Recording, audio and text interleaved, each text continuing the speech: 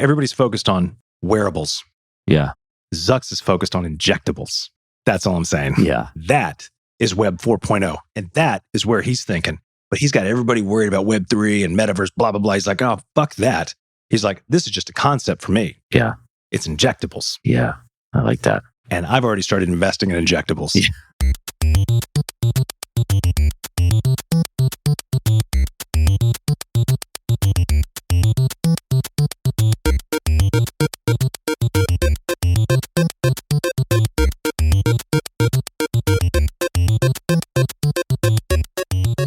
It's good to see you in person again, by the way. It is good to see you in person. My kids just had the flu this past week. Did they? Last time you and I talked, your kids were suffering from the flu. So you're a carrier of the flu is what you're telling me? No, not at all. It's amazing. It's funny because I got my flu shot last Tuesday. Okay. Then on Friday, my youngest came down with a fever. Okay. You know, and they were out of school on Friday. Then my oldest, and then I was out of town. I was actually up in Ohio. So I was gone for a few days. And then the oldest started getting the sniffly nose. And So he's got the flu right now. no, he actually recovered faster than my Did youngest. he have the vaccine? Whatever they call it. I'm sorry. There's not a flu vaccine. It's It's a flu shot. Dumbass. Yeah. Yeah. He's good. No, they didn't. Do you have A or B? That's a good question. I should ask my wife because they did test my younger one. Yeah. It wasn't a high fever. Yeah. He'd still wake up and it'd be 100. Yeah. He was acting fine. But he'd still wake up and be like 100. You know. Calm them down for a little bit, I bet, right? Oh, yeah. Yeah. Yeah, for sure. Yeah. Well, it's the older one that needs to calm down for a little bit. Okay. And he did. And it's good. So, yeah, so they had the flu. But I got my flu shot last Tuesday and I thought, well, you know, apparently it's a 2-week incubation period. Maybe it started working faster than expected. Yeah. Look at you. Or you just haven't shown it. And then when you go home today. That's not how the flu works, jackass. No, it's not. I know that's how COVID works. Oh. Ooh. No, it doesn't. It's confusing. That's sarcasm. You're just going for the COVID label. Yeah. I am. I mean, I want to get as much attention as possible. And if we got to get it from the government or from an algorithm, I'll take it. Take it. Yeah. I like it. Yeah. We were virtual. Yeah. Last week. We were. 2 weeks ago. And that was because of there was things going around. But that's okay. But you didn't like it as much. Like you didn't get the same vibe. Well, I'll tell you what happened. I started listening to it because I always just, want to hear and listen. And number one, I was like, the audio quality is not great. I mean, again, nothing's going to be as good as this. The audio quality was really good. What? It's not as good as it would be if we're like this. Bro, this is the standard now. No, I get it. I'm sorry. Yeah. Anything below this, I'm just like, I'm not interested unless the content is great. And let's be honest, ours is not. But compared to other podcasts, the audio was still good. Sure, yeah. Thank you. I mean, when you're comparing shit to shit, it's like one of them's going to look and smell and maybe even taste better. But when you've got good audio quality. I wonder if analytics are different. You keep talking. That would be an interesting thing to look up. Yeah. It really would. Yeah. Yeah, but anyway, I think for me, starting to listen to it, I just started to realize how much of a moron I am. I just listened. I said, there's nothing quality. Ooh. There's nothing of value that came out of my mouth. And I started to think, that's probably the case every single time. Yeah.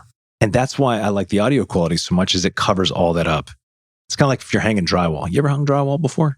No, I've seen it. Yeah, I've seen it. You should hang it. You should hang it sometime. I should hang it. Only once, and then hire somebody who knows what they're doing. Yeah, right. Be bad. But hanging drywall, there's a rule in there, which is, I'm going to forget what it's called here. This is my brain fog. You hang up the drywall, the mud. It's like the plaster, just the mud. Mud covers up 1,000 sins. And this is true. Audio quality for us covers up 1,000 sins, at least of my own. Yeah. Am I using this right? Is that an analogy or a metaphor? I don't know. It's all right. I've always gotten those confused. I'm not an idiot. But you just said you were a little while ago. No. I said I say idiotic things. Maybe I said I was an idiot. Or is it a simile? Definitely not a simile. It's not a simile. Yeah. So anyway, that's one part of it. The other part of it, man, I was just tired, busy. Yeah. Well, busy being tired. I'm just reading right now. Sorry, sure. Podcast. Oh, you're not engaging? No, why don't you engage? Metaphor is a type of analogy. Oh, okay. I mean, we use them all the time, and I do think we say the wrong things. Like analogies identifying two things as similar. Yes, that's right. A metaphor claims a comparison where there may not be one. Right? So is that like, I don't know, like using a sports metaphor to explain something in business? It's like, that's a metaphor. Right. It's not similar. Yeah, like if you're trying to make a point. Yeah. Good leaders do blah, blah, blah, just like such and such coach from blah, blah, blah college. Right. Who gives a shit? We've heard those stories 1,000 times. Give me something new. Give me a new metaphor. Is there anything that's new? Oh, you want to get philosophical? Yeah, I do. You want to get philosophical? Yeah, okay, I'm digging this. Yeah. That's a really great question. I don't know, because some wise man at some point in time said there's nothing new under the sun. I think that dude was a king. And I think he was Jewish. And I think his name was Solomon. It's Right? good. Isn't that right? Sounds right. Yeah. Sounds good. How do you not know? You- Comes out of your book. Jeez. My book. Fucking worst. Man, I'm going to contact the synagogue. Backing my stuff up. I'm out. I'm contacting synagogue and I'm going to tell them, hey, let me tell you about this Eric Kazimoff guy. Yeah. He doesn't know shit. He's faking it. He's posing. Ooh. Yeah. But, that would do nothing. I'd probably be labeled as anti-Semitic. And all I was just trying to do is raise the bar for you. You were asking me before we started talking what's going on in the world, and we couldn't come up with it. And Clearly immediately, we checked out. No, and we know exactly what's going on, and we can't touch that with a 10-foot pole. The anti-Semitism? It's bad. Talk to me about it, man, because I literally have unplugged for This the will past. never get aired because, this is very complicated, But and you're it's not Jewish, and my last name is Jewish, even though I'm not Jewish. funny. Wow, how does that work? Fuck if I know, man. It's not 100% Jewish, is it? Well, I don't know, man. Why don't you just type it in right now for me? Just say Nichols' name, meaning Nichols. Nichols' name, but it's not Nichols' name. I mean, why is Nichols? Meaning. I know how to spell your name. We're friends now. We've I really appreciate that, by the way. Go ahead. What does it say? See, it just pulls up first name, Nichols' last name. Yeah. Does it do that? Yeah. Yeah. Hold up. Read it out to me. Medieval, given names, Nicholas from the Greek Nikolai, to conquer people. Yeah. Wow. That's a heads up. Yeah. Yeah. That's why you wanted me to read that. Yeah. What does it say there? What nationality? Irish. Oh, because that's interesting. Because, when I pulled it up before, where does the last name Nichols come from? Just type it in there. Yeah. Is it Scottish? Now I'm finding that. Off the rails. Yeah. I'm Yeah. going to say here, Nichols' surname. Or there's Nichols' origin, Nichols' meaning. Shared family origin story. Let's see here. The Nichols episode. Wow. So maybe this information has changed. Google is not the place for this. Maybe. Okay. So, wow, man. This was supposed to be just like pull it up and there it is. When I used to pull this up here, yeah. So I guess it can come from anything. Guess it just depends on what you find, right? Because then here, like when I used to pull it up, it was American Jewish. I just found that. Nickel. Yeah, there could be. Yeah. Well, what's Sounds his face? David Nichols, Yeah. director, Yeah. Jewish. Yeah. I think I sent you that on Spotify once, maybe. You did. Yeah. No. that's That good. was the Jewish. It's a rabbi. Yeah, he's a rabbi. Well, isn't it your rabbi last name up here? Don't you have a Nichols at your synagogue? Yeah, maybe so. Okay, that's my point. Man. Why the fuck are we looking this up? No. I just told you I had a last name that, is a lot of Jewish people have the same last name. The point is none of this is anti-Semitic. It's not. But I am very Scottish. Okay. Like 49%. Oh, so that's the biggest. Yeah. Then the next is Scandinavian. Mm-hmm. Check the beard. Yeah. And then there's just a bunch of random other Yeah, shit. you do like a Viking, right? Yeah, I am a Viking. Minnesota Viking. No, fuck Minnesota. Jeez. I'm just kidding, Minnesota. I've never actually been there. Just kidding. Minnesota's dialed Minnesota, I didn't mean to say that. It's just been Good a place. day. You ever been to Minneapolis? I have not been to Minneapolis. I tried to move my wife up there once. She's like, there's no way. Yeah, she's clearly the smart one in the relationship. It is cold as shit there. No kidding. I got on the plane and it's early in the morning and they said it's -14. I'm like, that's like the wind chill, right? Yeah. Like wind chill. Like, no. That's the temperature. The negative wind chill was negative like 42 degrees.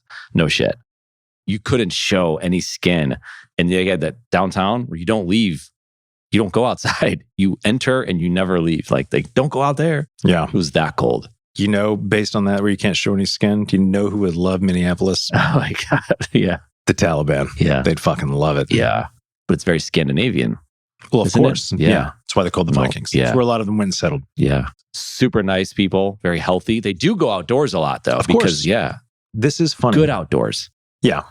Yeah. Yeah. Not like Seattle outdoors. That's like, boy, that's another one. Put a check mark on that. Yeah. No, but what's funny is you think about Viking history, because that is a big part of right now we still have family over in Norway. So on my mom's side of the family, that's cool. Yeah, if you pull up your ancestry DNA, it pinpoints this small little town in this region in Norway. It's like, yeah, you still have family here. Yeah. So like, great. That sounds good. So the Scandinavian side is Norwegian, Iceland, and Sweden. Oh, I like Iceland. Yeah. Never been. I want to go. Yeah, we should go to Iceland. Yeah. We should do a podcast tour in Iceland. Yeah, it's the future of We've got podcasting. so many fans in you Iceland. do it, right? Doesn't what is it? It's like dark, it's light. I don't know. Yeah. Dark and light. Yeah, that's good. It's the lunar cycle, right? That's the moon cycle. Wow, we're really good. We're really on top of it today. Yeah. We really are. Yeah. Yeah. So anyway, you said this episode couldn't air because of, so I mean, I suppose you're talking about Kyrie Irving, Kanye West. Yeah. And then people are trying to take the piss out of Dave Chappelle. Did you watch his opening? Okay, so I wasn't in town. I didn't know what happened because I was out of town. I caught it on YouTube. Yeah, so then I caught it later, but I heard that whatever I saw wasn't the full thing. So I still have to go watch unedited, like no parts taken. It's like 15 minutes. Yeah, so I have not seen the whole thing. There was parts of it early on. And again, I have not seen the whole thing. Right, yeah. They were funny, right? Yes, I wasn't offended. People are very easily offended nowadays. No kidding. Yeah. No I heard kidding. writers were walking out. At the same time, Yeah, fuck them. at one point, I was thinking, okay, he's going a little far. And I would understand people are getting pissed now. I'm not going to like, whatever. Sure. I guess he did it and he did a fake monologue in practice and then he totally changed it in there. So I don't know. Like, what was your take? Yeah. I watched the whole 15 minutes. And here's the reality. If you're not somebody who's thin-skinned and easily offended by everything, then you can tell, like, intention still matters, right? Right. So if somebody is intentionally trying to, who's just being mean-spirited about something or is trying to make a point, I don't know, man, it's a sense you get when you watch something. That's why sometimes somebody could say something and it's funny because the tone, their voice inflection, the intention, like the energy that's put into it in the context of what they're talking about can be funny. But then somebody else can say it in a different tone or whatnot and becomes crazy offensive. Yeah.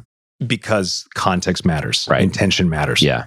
So I watched the whole monologue and I actually thought it was hilarious and it was genius the way he did it. Yeah. Because there was nothing anti-Semitic that I heard at all. You know, it's easy to say if you do anything that may, I mean, this goes with every, group. I mean, everybody's looking to be offended by something. Right. And again, my frustration with a lot of these things is, after the murder of George Floyd, there was just all this, racial reckoning. And then all these fucking lunatic writings like Robin DiAngelo and white fragility and all this fucking DEI craze that it takes the eye off of actual problems that can be solved and puts them on theoretical academic navel gazing, right? Yeah. It's basically, it's like, let's just throw concepts around and it's a moving target and it's really all about controlling people's speech. It's dehumanizing and it doesn't solve a fucking problem. And that's the issue. Yeah. Why DEI is failing is because it's not there to actually solve any problem. It's like, it's a scorecard. It's a quota. It's a this, it's a that.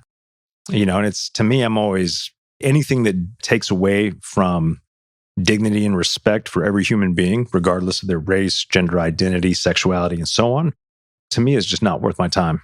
To me, it's intellectually lazy and extreme ideologies will always fail because their seeds of their own demise are built into them. So I just throw all that stuff out there to say that when people get upset about anything that they say, that's anti-Semitic, I think, okay, but there's real anti-Semitism too. Like if somebody criticizes Israel's policies, does that make them anti-Semitic? Mm. I mean, define anti-Semitic for me, like in your opinion. No, I mean, I don't know if I want to sit here and define it. Well, I think remember, facts don't matter for us. We just I get that. But I agree with you. Like, because then if that's the case and you call out American politics because you don't like this person, does that make you anti-patriotic? Exactly. So I understand what you're saying there. And I don't think that's the way. Now, what's your agenda behind it? What are you trying to do? Are you trying to rally? Which is what the Kanye West thing felt like, where he was rallying. He was definitely anti-Semitic. I mean, there's no question about it. And that's the concern. So more the conversation that starts taking place around it continues to rally the troops. I don't know a better word, right? Yeah. And that seems to be, so then like Kyrie comes out and he's talking about it. And it's like his demeanor and how he talks about these things, it feels like, this guy does not like Jewish people. And I get it. He just posted a link to a movie and it's like, he didn't do anything. It's like, okay. Right. Well, what else has he said? Right. Yeah. And he was the flat earther for a while. Like he would say these things. I'm sure he's, let's say, smart. I don't know, like he's intellectual. Like he'll read, he'll study things. But it's just like, where is he going with it? Right. Like it feels dangerous almost, some of the stuff that he's putting out there. And I think because the way you just explained all that, you thought, and we've talked about this, people aren't going to that depth to think about it. They're just saying, Kyrie said this, Kanye said that, David Chappelle said this. I'm immediately going down that path because he clearly doesn't like Jewish people, is how someone could take that. Yeah. I'm not saying I would be offended by what David Chappelle was saying. I don't know yet. Like I said, I have to spend more time with it. I think once you watch the whole thing, you'd be like, oh no, it's kind of this genius full circle. I kind of figured Saturday Night Live, people are offended. I'm sure there's Jewish people that work on the set and they're like, we're walking off. And it's like, is it becoming too much? But now it's like anyone says anything, it's going to be criticized. And I don't know if the NBA necessarily even did the right thing. I mean, Charles Barkley called them off and said it's all too late because they didn't suspend him. They waited 5 days or whatever it was, and then they suspended him. Yeah. Then LeBron comes out and is like, why would he be suspended? This is ridiculous. He posted a video to a link or whatever LeBron said. It's complicated, but it's also like, this is a problem and we can't be having this. I don't know. Well, to me, it's like this. So here's a blanket statement. I am 100% behind free speech. I do not believe in the policing of speech in any way, shape, or form, unless it is, according to the law, incites actual violence, right? If there's a call to arms by a group of people that, is like, let's physically show up and do damage, then yes, that's not the same as free speech. That's not speaking your mind. That's inciting, some type of violent action. I think if you just let people say crazy shit, then people are just going to think they're crazy. Mm-hmm. What is Kyrie Irving doing? It's like this. Most people probably wouldn't even have paid attention to his tweet because they're so attention deficit, right? Mm-hmm. Like, oh, he tweeted some link to some movie. Oh, that's probably a comedy because the title of the movie sounds like a comedy. I don't think it is. Right. Yeah. But it's like, oh, well, okay, whatever. And they move on. They're scrolling on. But then the media jumps all over it and just shines a light bright as can be all over this thing. And now everybody's focusing on it. Yeah. And people didn't even know who Kyrie Irving was. I know, right? Yeah. But I mean, every time Cavs, right? More people know him because of the flat earth theory. Yeah. I don't know if he was a QAnon guy, probably. Again, I'm just guessing, but he could easily be susceptible to that. Yeah. The irony in all this too is that apparently what he tweeted out is a link to the movie, and the movie can still be bought on Amazon. So who's really offensive here? Is it Kyrie Irving, or is the fact that Amazon is selling the movie? They're still selling it right now. Yeah. I mean, again, I don't care. I don't think anybody should care that much. Yeah. I mean, but are we going to block? So that's the thing, like in schools, like they take away, you can't read these books. Yeah. You can't watch this movie. Yeah. Maybe that's what we should be watching, to your point of like, if they take that, like people are saying, go buy your books in physical form. Because if Amazon owns the rights to your like Kindle library, they can change that stuff. Like they have access to it. Yeah. So it's like, they might change the words in there. They might add things. So like, you don't own it. That's the trouble. So like, go listen or go read what they don't want you to read. True. Yes. Again, so now here we go. Communist Russia, they only let you read certain books. Like you can't read books about travel. There was no digital infrastructure in communist Russia, which is also known as the Soviet Union, right? So let's go back here. So, okay. No, not at all, man. Yeah. Come on, man. I need geography in context. I need time periods. I studied history in my undergrad. That's good. Thank you. That is good. So like what you were just talking about there, hey, they say this way you should go buy physical books because Amazon can always change this so they own the rights. Okay.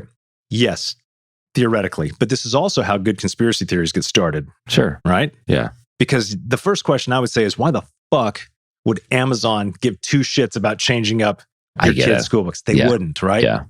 Now, then you could say, okay, well, who actually has the right to change the books? Now, I know if I've got stuff, which I do have on Kindle library, if I update the book, it'll update in Kindle, and then people will have to download the new update. Right. But it just usually says, hey, automatic download, so whatever. Yeah. So sure, if some jackass out there with a nefarious intent wants to be like, hey, this is a great school book, then all of a sudden starts making it porn, whatever. Right. And then your kids are like, oh my God, I got digital. Oh, wow. Trust me, your kids have already seen shit that's on the internet anyway, which is really, since when my kid won't have a smartphone.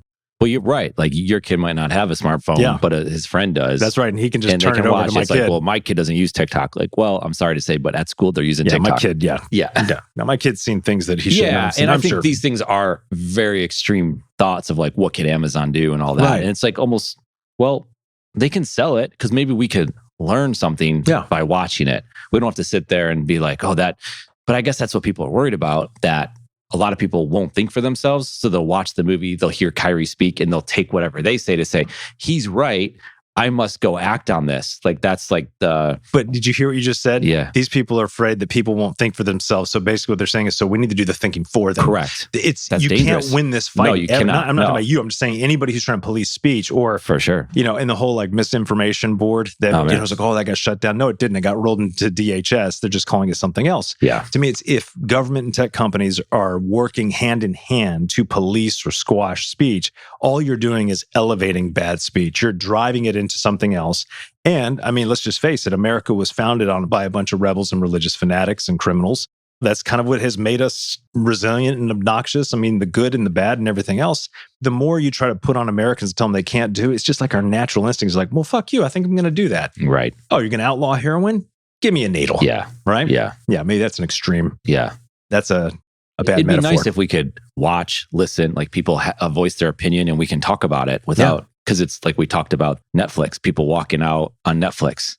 Like there was like 12 people or and Netflix was like, go. Don't let the door hit you on the way out. Yeah. Fuckers.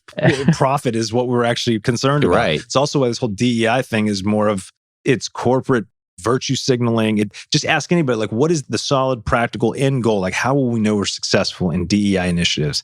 Is it just you have more people of color that are hired? Well, there's already a policy, for that. I don't know if the Supreme Court's overturned it, but, there was already an infrastructure. Like, what is your actual end goal? Mm-hmm. And are you just trying to get diversity of skin pigmentation? Or you want diversity of thought? Because if it's diversity of thought, then you can kick some ass. Yeah. But if it's just skin pigmentation, I was like, well, then you're just checking boxes. And you know what? As soon as if those folks aren't the right people to be in those places and you just hired them to check boxes, as soon as your profit margins start dropping, you throw all that stuff out the window. Yeah. Yeah. The word that comes to mind is fear. Of course. And it's, when we talk right now, people will be listening to this for years to come. Of course they will. But it's 2022 right now. Like, this is how it was in 22. Oh, are we standing in the microphones? Future? Yeah, I know. 1940s weren't that long ago. Right. We were born in that century. And that's kind of crazy to think about. And I think it's sad that World War II veterans are passing. People, survivors of the Holocaust, aren't here. Yeah. That's scary. That's sad. And I think it brings fear to say, could that happen?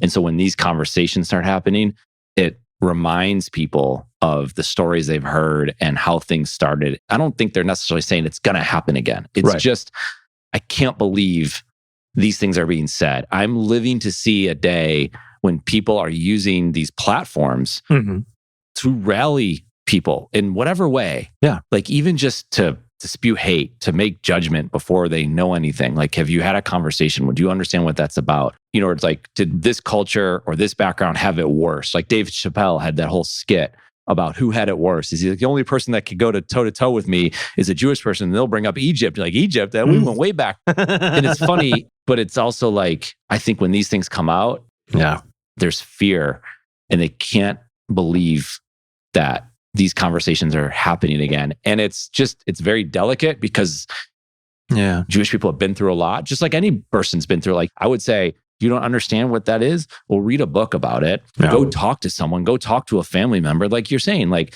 have a conversation. The problem is people don't want to have conversations. They want to make up their mind. I mean, even media sources that we're supposed to believe and like buy into, they just create the headline of exactly what you're supposed to think. So when Donald Trump, there's another piece of news, is we knew it was coming. Yeah. And people freaked out. Like everyone had said, he's going to announce his election on November 14th or 15th. Going to kick his ass. Right? So he's going to come in there. Yeah. But like the headline reads all the bad things that he does as like a fact. Yeah. Which some of them might be, I don't care. I'm not a fan of his. That's fake news. Fake news there. Right.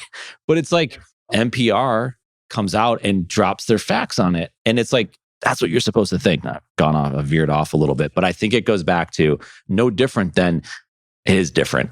But people are scared that he could come back in and there's a fear. And that's a more recent thing. But this is like this thing with anti-Semitism when Kanye West came out, that invoked a lot of fear. Yeah, right. I mean, if you talk about any group of people as subhuman, because I do know that that's a lot of historically anti-Semitism has many different faces. One of which, and you actually find this not just in anti-Semitism, but you find this when you look at every genocide that's been carried out, at least in modern history. And I say modern as in, the past, I don't know.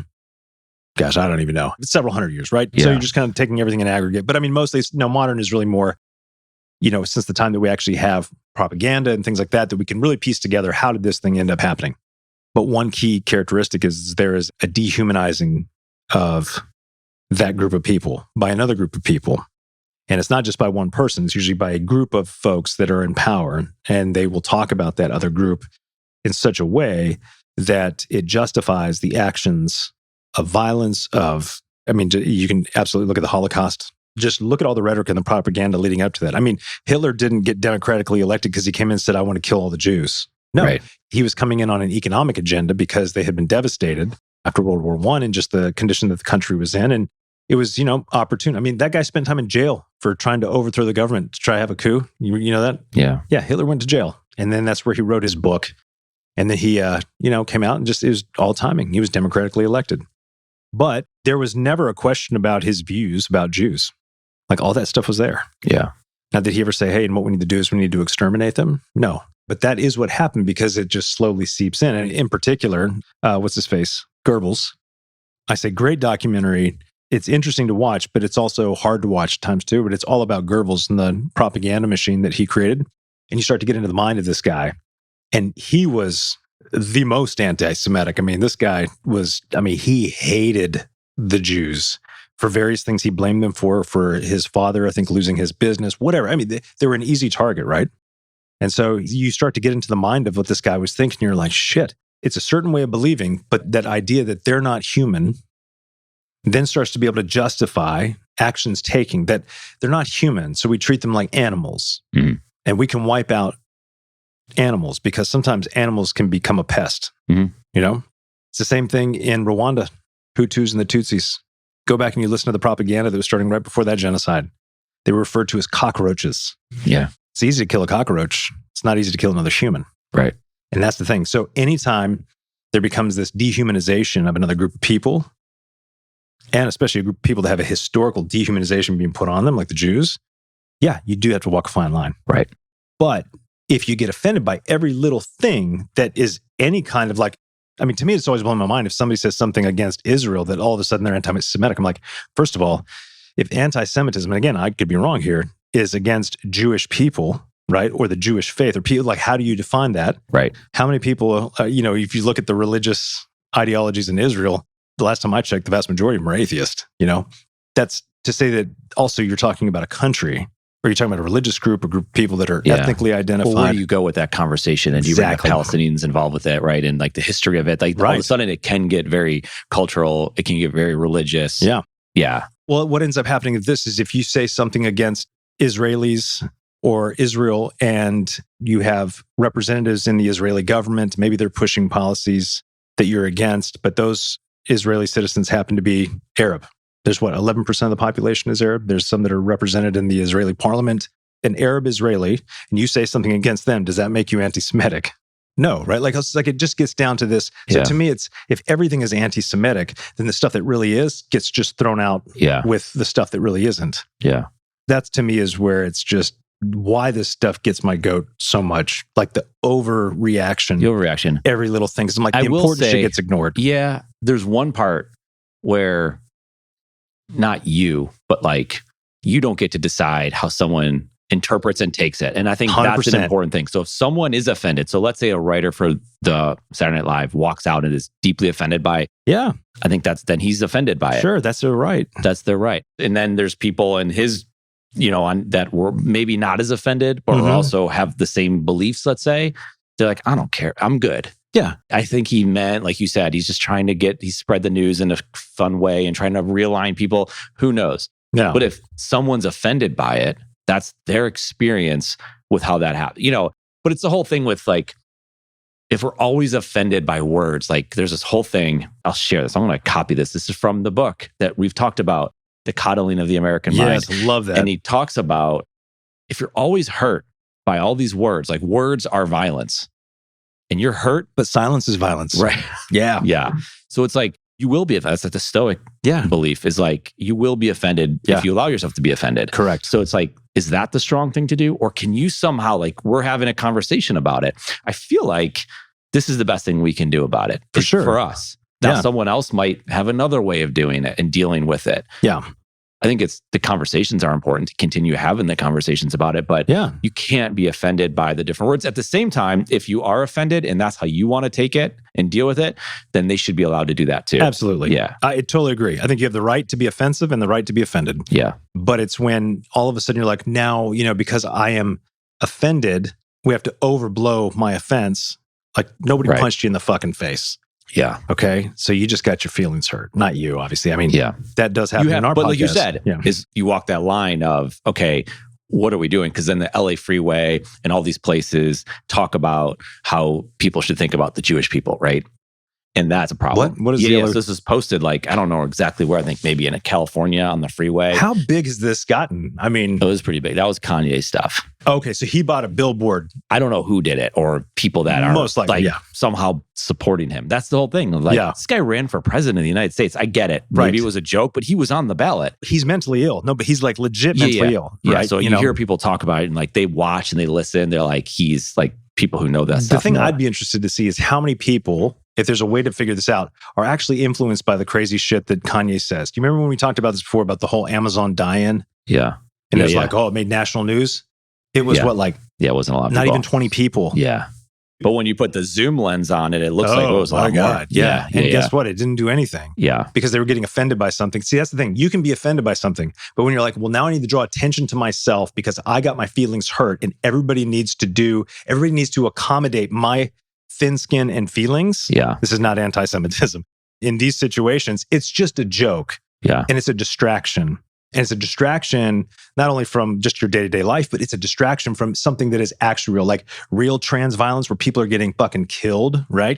I don't know the stats on that. Right. But a dying because a book talks about transgenderism and you don't like how it makes you feel, right? That's not even like it's not a call to arms against trans people and you need to call it. I'm just like, come on, fucking go back to elementary school. Yeah. It's like, do you understand how to function in society? Yeah. Right? You don't.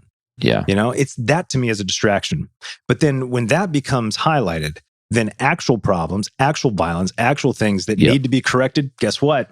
Well, if I just already am predisposed to think all this stuff is garbage, I can throw that out with the garbage too. Yeah. And that's why I think most people shouldn't have social media accounts. Yeah. No, it's a good point. Well, because they get access to it. So I was just looking up. I was like, what did it say in the freeway? And I don't even want to say it, but it's like Kanye is right. It was hanging over the freeway. And then they bought other billboards or other like scrolling signs, digital signs. And I mean, it's like, it's going to happen. Like, there's going to be people out there and you just know that like, okay, not everyone's your friend. Man, it's like, you just don't want enough people to come together to create a real problem. Yeah. Because people walked into synagogues or people threaten a synagogue or a church or whatever. Like they walk in the church in Charleston. Like these things have happened and they're continuing to happen. And I don't know why, but it's like, and like you said, you use the word mentally ill. Like that's to get to that point.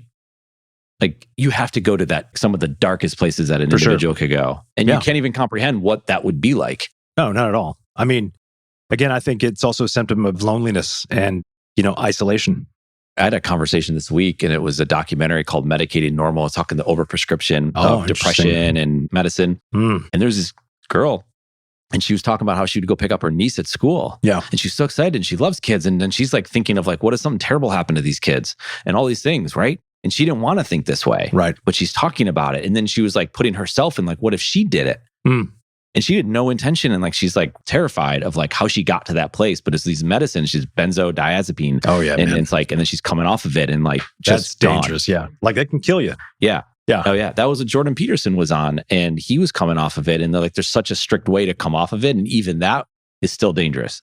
But to be mentally ill and to have these things or to be on a medication, like maybe you're not in control at that point and that's scary. And then they're still having a voice. And so now podcasts are like getting their chance to have Kanye West on their podcast. But Lex Friedman had him on his podcast. Yeah. Then he's going on and all of a sudden he's got an audience, another audience. And it's kind of wild how... Well, and I guess it depends on the podcast, right? Because I do think to expose crazy ideas is give somebody a chance like to talk about them and not in a way where you're promoting them. But I mean, so I think Joe Rogan does a good job at this too. Like he calls bullshit. Like he'll have Alex Jones on his show and he and Alex are friends, but he'll go after Alex. Like you were wrong on that. Yeah. Like he'll just eat his line. Oh yeah, well, I don't. It just goes after him. Right. I mean, so I'm not saying that's, if you try to silence somebody who's crazy, you just push them further into crazy. So if you got a crazy person who's just, ranting and raving all the time, and then you try to shut them down constantly, like what's their next move to get that out? Yeah. It's like energy it has to go out somewhere. Yeah. So is the next time they're going to actually commit an act of violence? Well, maybe you should just let them fucking tweet like a madman. Yeah. Yeah. Now they're moving on to this. Yeah. I mean, I don't know. Yeah. What if Twitter doesn't exist? That's what everyone's saying now, right? Awesome. Fuck yeah. Good job, Elon. Yeah. Thank you. Oh, wow. You're on that side now. Like Elon. Or I like good? No. I'd say it was good on him. Okay. Yeah. Gotcha. I mean, his whole thing was like, look, we're going to save democracy. And what if he's like, hey, That's because such bullshit though. I want to bet with someone who thinks Twitter's going to go under like tomorrow because they don't have enough of the engineers behind it to make that thing run. They're just people are so bitter right now. Oh, yeah. And they're so upset. They lost and I get it. They lost their job. But you know what? A lot of people are losing their job. There's layoffs left and right. And guess what? A new head of the company came in. He owns the company. Yeah. And you're surprised that, and he's been talking about how he told messed you up what it he was is. going to do. Right. Yeah. People are quitting. He's firing people, but then he's losing access because he needs their badge to get in something. So he's calling them back. He's like, hey, can you come back here? That's what they're saying. I mean, I don't know what's true and what's not true. Yeah, well, of course, right? And that's with most news media these days. And all these fired employees are going on Twitter to going to the media and saying, hey, I'm ready to talk. You know, they're looking for their fame. Of course. No, yeah. Because they worked at Twitter. Yeah. And they had the platform that would just dispensed the worst of humanity. Yeah. Yeah. Hey, guess what? Maybe he bought this company because he needs a $43 billion tax write-off, right? And bankrupt that fucking company, maybe let it build itself back up from something new. It's not a bad strategy. Yeah. Oh, is that the new 14? It is. I finally got it. What do you think of it, man? Talk to me about it. Pretty nice. Because that thing looks sick. And before my other phone, so I was like ready to get the new one. In the morning, I can't see. I got my flashlight on. Oh my God, really dark, I know. This and I dropped it and I cracked my screen and it was so slow already. That thing's gone. So anyway. What did you have before? I went from an 11S maybe or 11 Plus. I don't know what they called it. I think this is the 11. Yeah. Yeah. Yeah, it's different. This one's nice. It just looks clean. It does. And does it actually shine bright instead of the stupid True Tone where you're outside and you're like, I can't see anything on my screen? No, this is definitely better. I mean, just got it recently, but I mean, here it is. Why? I'm looking at headlines. You said it. Why Elon Musk is blowing up Twitter's business. I mean, that's pretty crazy. I don't know. I have to read it to do that part. But you're saying because it was listening to us. Yeah. How about FTX? Have you been following that at all? Only the headlines. I don't know much about it. I didn't know much about FTX exchange before. And this blew up and everyone lost money and all these celebrities like Tom Brady and Larry David are getting sued because they promoted it. Oh, was FTX what they promoted during the Super Bowl? I think so. Holy shit. Yeah. Ooh. Yeah.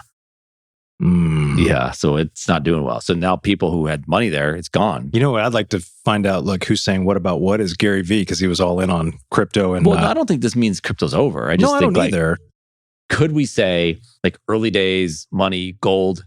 Right. And there's some like people are getting killed, of course, over that stuff. And I'm not saying that's happening, but you got your shady people and it's not being regulated as much. So now they're like the shady people are going shadier. FTX is a Bahamas company. Bahamian. That's because, I mean, come on. That's because of the tax shelter and everything. No, right. So it's like you start seeing this stuff, you're like, okay, maybe there's some shady shit going on, but it's just gone. So just catch me up here. I mean, what they were in the same as like, Coinbase.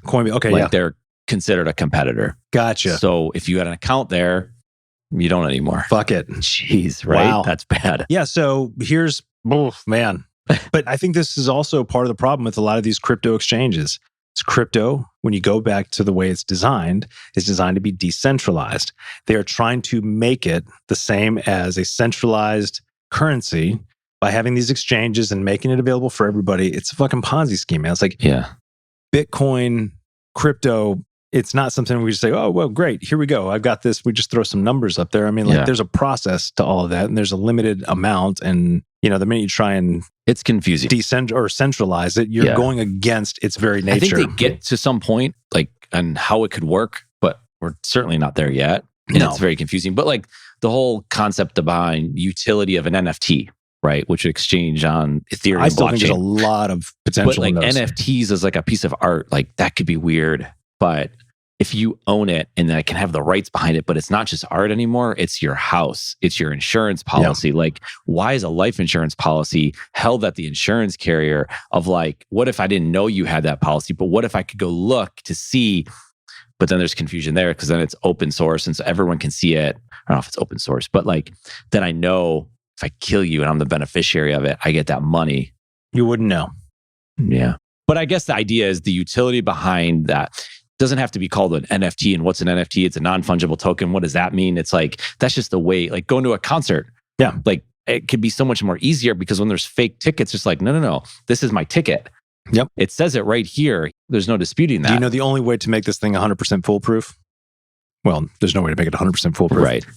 Embedded technology into your body. Mm-hmm. Yeah. Well, we've already got it. Yeah. Of course, then the evangelical world will be like, holy shit, you're talking about the mark of the beast. I'm like, come on. They've been talking about the mark of the beast for 850 years. Wow. Hadn't happened yet. Yeah. So my point is this. Get a chip in that hand. Get your NFTs in your hand. Literally. Yeah. Nobody could say, well, maybe you stole it and put it on your device. Is that when people start getting their hands chopped off? Probably. Ooh, yeah. But, oh man, no, there's no but. All right. Well, here's a question. You've clearly thought about this. No. So you've had conversations about it? Well, of course, man. I'm a futurist. We dabble on everything. Yeah. You're talking about the cutting off of hands? Not that part. Not that part. No. But what, embedded technology? Oh, that's been around for a while. Oh, yeah. You and Zucks talk about that probably. Yeah. You know what's going. Yes, of course, Eric. I told you offline. All right, fuck it. We'll talk about it. Everybody's freaking out about the metaverse. And, again, it's like the magic trick. Look over here. But here's what's really going on. Yeah. So Zucks has got you thinking about Web3, living inside the metaverse, all this stuff. Like you can put a helmet on and you can be whoever it is that you want to be, right? This is the beta version. The real thing is when you swallow a pill, you get an injection of various microchips. Again, I'm going to sound like an idiot here. But you get an injection.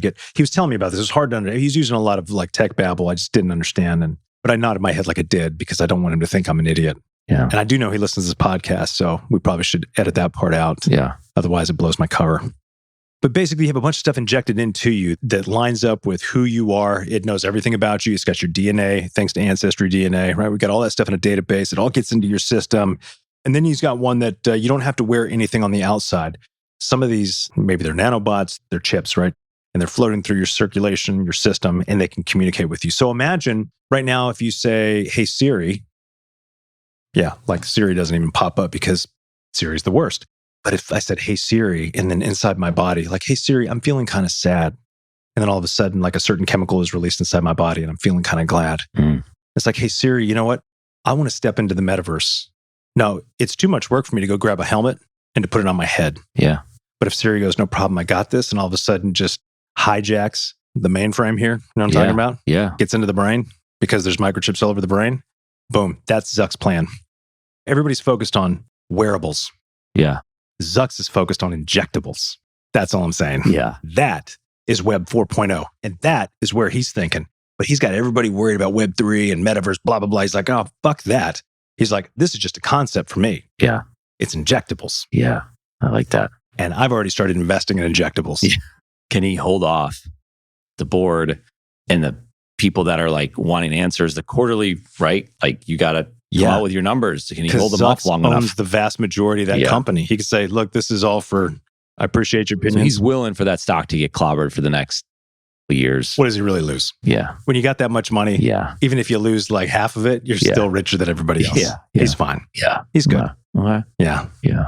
That's good. Yeah. That's the future. It really is. Yeah. Thanks for bringing up that private conversation that I had with Zucks. Yeah. Because then I had to start talking about things I really don't understand. I do understand the word injectables. Yeah. Kind of sounds like something you put in your kid's like lunchbox. Lunchables, right? Exactly. Yeah. Yeah. It's smart though. It's good marketing. It's very good so marketing. like you're just like associating it. Yeah. Yeah. Word association. Yeah. Ooh, I like that game. I do too. Yeah. I don't know that many words, so I make up a lot. Yeah. But you know what? A lot of futurists make up a lot of words too. They do. Because they're just making it all up anyway. Are they? Oh, yeah. No, my field is full of shit. No. Yeah. So, like when people are working on something and they're like on a project and there's going to be issues, obstacles, problems. Interpersonal issues? Or are you talking about technological issues? Technology, let's say. Okay. But you could have had the foresight. If you had studied. If you had studied. Yeah.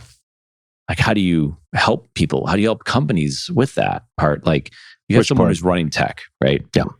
And they're working with someone on something. And 6 months down the road on that project, the technology fails them. Mm-hmm. But they would have taken the time to think of like, what were the potential obstacles that they were going to encounter that they would have, like, maybe they couldn't have stopped that thing from breaking. Well, okay, let me reframe that. Please. So when it comes to, the potential of products breaking down, not working right, any company that is competent, they've solved for that.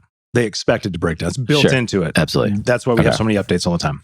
What I think you're getting at is where I would redirect that is this.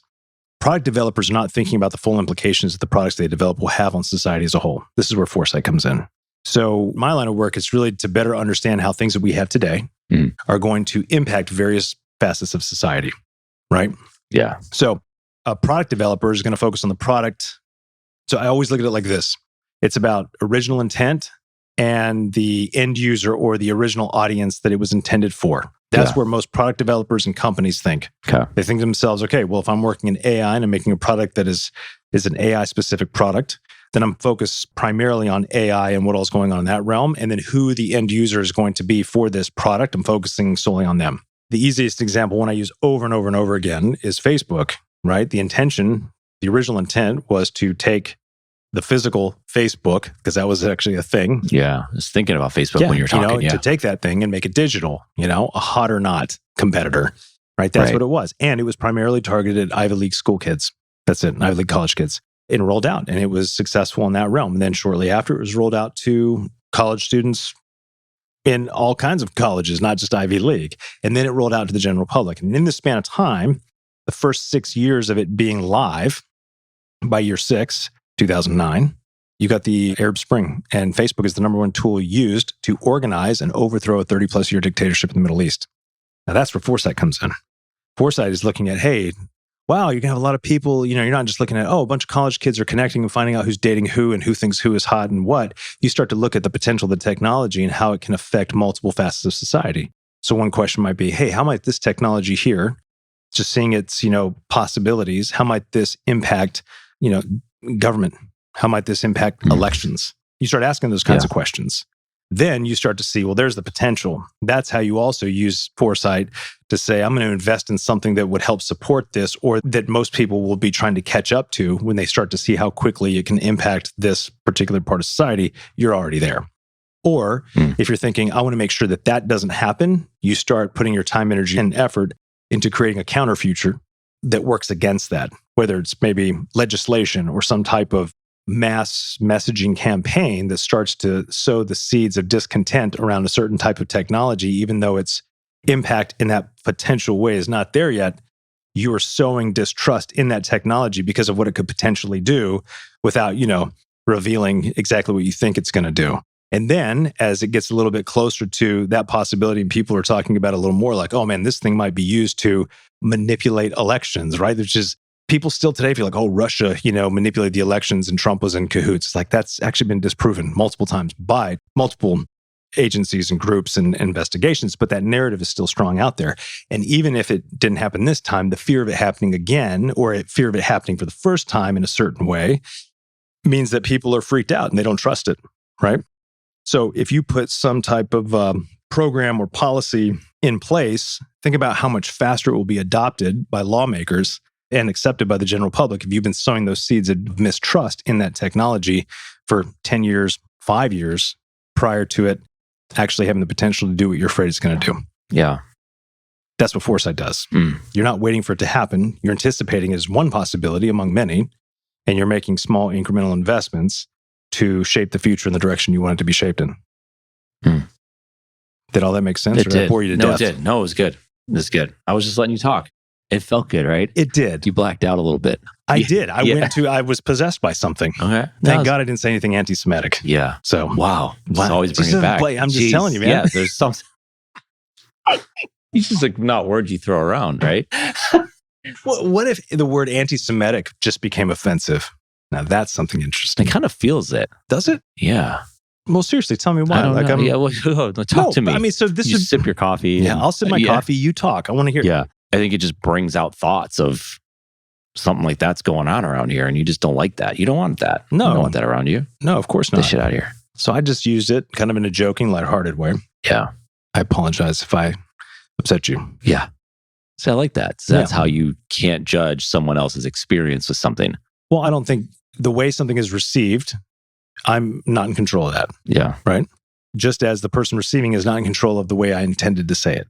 Yeah. So this is where I think just people in general, we just need to give each other grace. Yeah. People just need a lot more grace for each other. I like that. So what it's become is like, oh, well, intent doesn't matter. It's just all about impact. Well, I could say all kinds of shit impacted me a certain way, and you're supposed to make way for that. And that's supposed to be the most important thing. Exactly. Yeah. So if somebody tells me something I said genuinely hurt them, You know what my response is? It's not fuck you, grow a pair. Yeah. It's I'm so sorry. Yeah. That was not my intention, you know.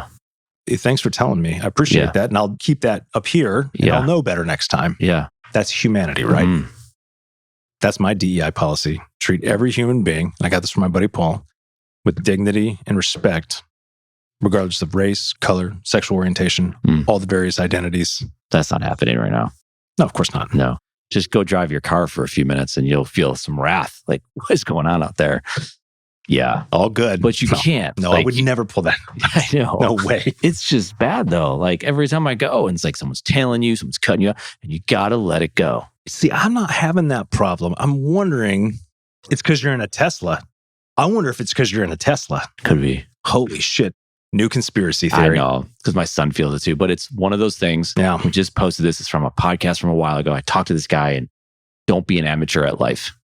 And it's about when you get in your car and you're driving around, if you think you're not going to get cut off or someone's going to tell you or you're going to miss a light or whatever that is, then you're an amateur. Yeah. And it's like, man, I was like, that's good. Don't be an amateur. Yeah. It's not worth it. No.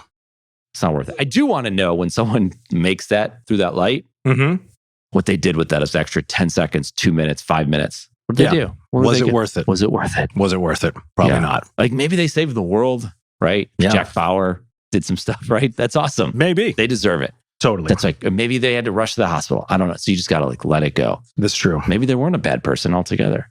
So are you saying that if you think about those things too much, essentially you're going to attract them to you? Like the law of attraction. I don't know. Have you read The Secret? I suppose, like, if you're more aware of it. So what categorizes somebody being an amateur in the driving space, for example? Like, is it where you're like you cut me off and I get all mad and bent out of shape over it? It's like, geez, what'd you expect? No, if it was, got you. That's in what your I mean. reactions. In your reaction. Not in your that's thought process. Correct. So this is not about attracting all of a sudden bad you situations. feel it. So if you like really are one with yourself, like, wow, I feel my chest tightening. Of course. I feel a little bit uneasy. Yeah. Maybe I got a little hot. Get a little flush. Yeah. I got mad at you get mad to the person next to you. Ripping clothes. Yeah. Skin turns green. So that's a you problem. Yeah. You got to let that go. Yeah. And that's not just in driving a car. People get mad at like a bad email, a phone call or whatever. Yeah. It's like, don't be an amateur. Yeah. Or you fly, you travel. Right. Your flight's delayed. Yeah. You go scream at somebody. What's that going to do? Yeah. Like, it sucks. But it's like if you fly, like he says, if you fly with regularity or irregularity, you're going to encounter this. And the fact that you weren't prepared for that, that's you. That's a you problem. You need to work on that. And I totally agree with that. Yeah. So it's like, there are bad people on the road. And so every time I can come on here and tell you stories about all the bad people on the road, it's like, okay, that's just the way it is now. It's like, if you're upset when you go on Twitter or Facebook because of all the stuff, then don't go there or seek out different content and make it more worthwhile. Or click on the marketplace icon and just go shopping. Ooh, that's what I'm talking about. Yeah. Facebook Marketplace. Now, I'm 100% with you here, not to derail. That's good. Look at us. Cheers. Cheers to you. Look at that. This is so good. Yeah. Yeah. Don't do those things. I mean, at the end of the day, man, shitty stuff happens. But if you follow it all the way back to the origin, it always comes back down to some decision you made. 9 times out of 10, nobody ever put a gun to your head and said, you must do this. And then it leads to a bad outcome. Yeah. That just doesn't happen. Yeah. I can be upset about something, but then if I step back and go, well, that didn't work out, I can say, okay, I can deal with process the emotions like, well, I don't like how that played out.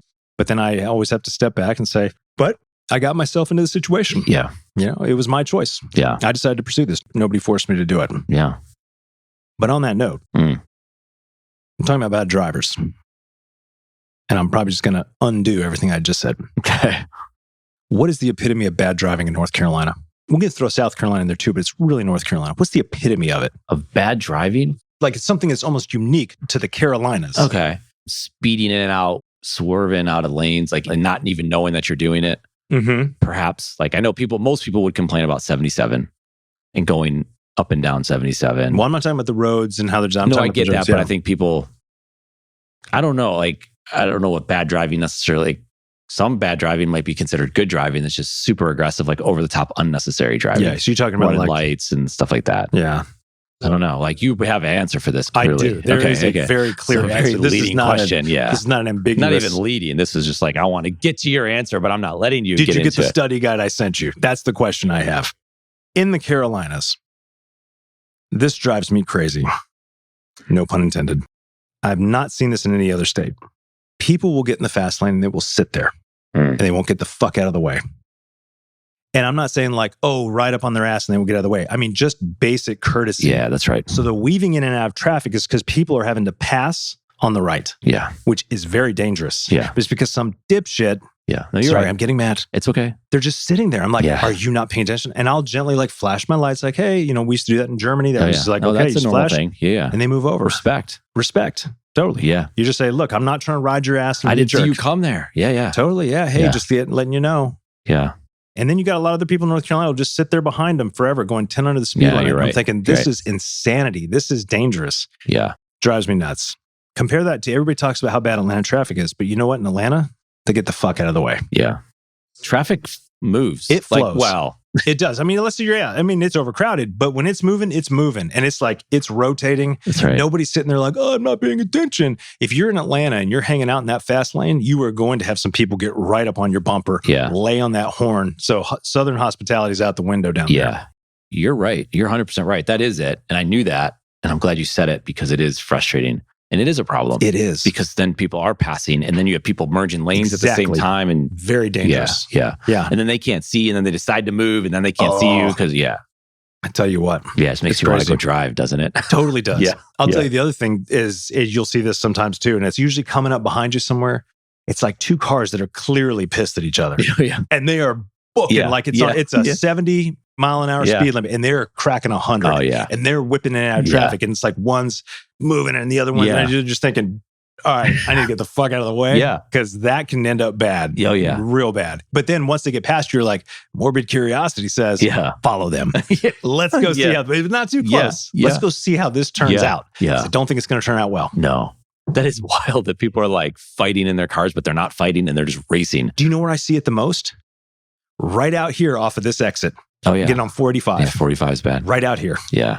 Well, 45. And now it's no shoulder right now because they're doing all the construction. Just walls. You're just like, oh, I'm trying to merge fast. And then you get behind somebody who's like, man. I'm not going to merge that's another fast. one. They don't want you to come in. Oh, yeah. They try to block you out of the lane. When people try to make a point on the road of not letting something happen, oh, man, that's bad. And this happens a lot with these fools that are sitting in that fast lane and not moving. So you go around them to pass and they speed up. And I'm like, are you serious right now? Yeah. Are you serious? Like, you think everybody should go 10 under?